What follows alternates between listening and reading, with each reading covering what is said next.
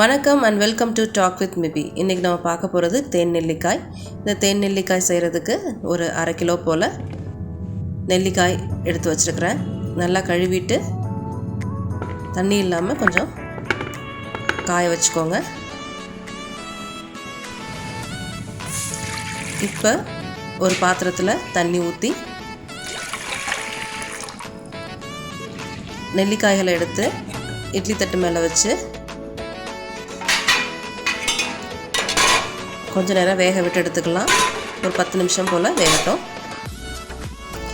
இப்போ நெல்லிக்காய்களை ஒவ்வொன்றா அதில் போட்டுடலாம். இப்போ நெல்லிக்காய்களை நம்ம போட்டுட்ருக்குறோம். போட்ட பிறகு நல்லது ஆவியில் வேகட்டும். நம்மளுடைய சொன்ன மாதிரி ஒரு 10 நிமிஷம் போல் வேகட்டும். வெந்தோன்னா அது எப்படி இருக்குன்னு பார்க்கலாம்.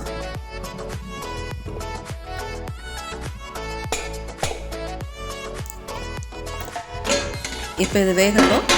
இப்போ தட்டு போட்டு மூடிடலாம். இப்போ நம்ம இந்த நெல்லிக்காய் செய்கிறதுக்கு இன்றைக்கி நாட்டு சர்க்கரை எடுத்துருக்குறோம். நாட்டு சர்க்கரை ஒரு 1/2 கிலோ போல் நம்ம கொஞ்சமாக தண்ணி ஊற்றி கரைச்சி கொதிக்க விட்டுக்கலாம். 1/2 கிலோ நெல்லிக்காய்க்கு 1/2 கிலோ நாட்டு சர்க்கரை சரியாக இருக்கும். கொஞ்சமாக தண்ணி ஊற்றினா போதும், நிறையாலாம் வேண்டாம். அது நல்லா கொதியட்டும். அது நல்லா கொதிக்க விடுங்க. இப்போ நம்ம நெல்லிக்காய் நல்லா வெந்துருச்சு. பார்த்தாலே தெரியும். நம்ம இப்படி உடைச்சோன்னா அது உடையுது. அந்த அளவுக்கு அது வெந்திருக்கணும். அதே சமயம் பக்கத்தில் நம்ம நாட்டு சர்க்கரையும் கொதிக்க விட்டுருந்தோம்.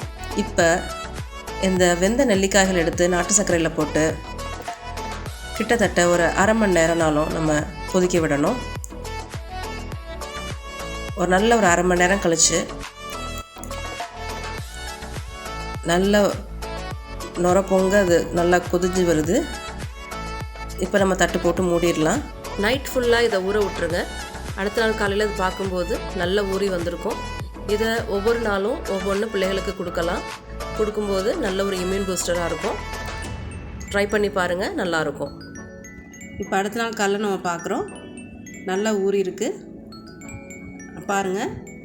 இப்போ நம்ம எடுத்து நம்ம கையால் அப்படி பிக்கும்போது ஈஸியாக நமக்கு பிக்க வரும்.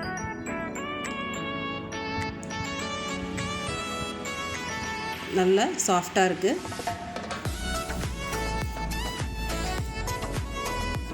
இதை வச்சிருந்து நம்ம யூஸ் பண்ணலாம்.